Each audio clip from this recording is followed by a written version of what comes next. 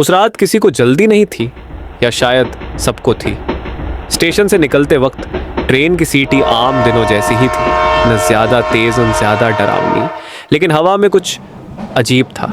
Monsoon की वो गंध जो आमतौर पर सुकून देती है, उस रात भारी लग रही थी। घड़ी ने 11 के बाद का वक्त दिखाया। आसमान पूरी तरह काला था।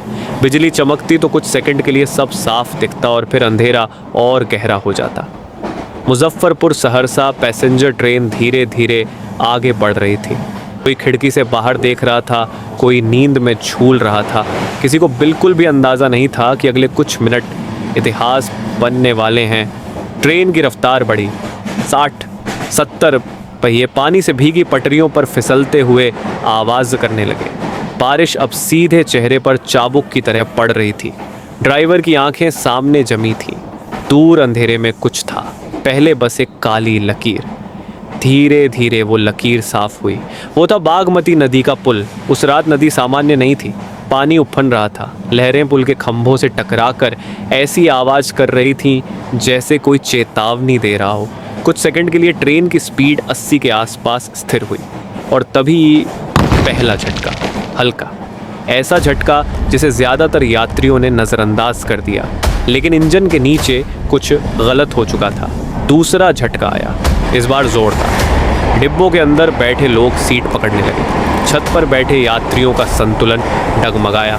लोहे के पहियों की चीख साफ सुनाई देने लगी। ड्राइवर ने ब्रेक दबाया पूरी ताकत से, लेकिन बारिश, रफ्तार और पुल तीनों एक साथ खिलाफ थे।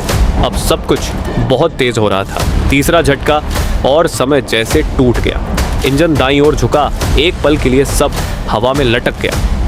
इंजन के साथ डिब्बे भी खींचते चले गए। 1, 2, 3, मानो कोई अदृश्य हाथ उन्हें नीचे बुला रहा हो। ऊपर बैठे यात्रियों को सिर्फ आसमान दिखा और अगले ही पल काला पानी, चीखें बारिश में दब गई। डिब्बे पानी से टकराते ही गायब होने लगे। नदी ने बिना शोर मचाए सब कुछ अपने अंदर ले लिया। कुछ ही सेकंड में पुल खाली था। सिर्फ बारिश, सिर्फ अंधेरा और नीचे बहती बागमती। उस द्वार में न रोशनी पहुंची, न मदद, न आवाज़। सुबह जब पानी थोड़ा उतरा तो सच्चाई सामने आई। पुल के नीचे कीचड़ में दबे डिब्बे, मुड़ी हुई पटरियां, बिखरा हुआ सामान।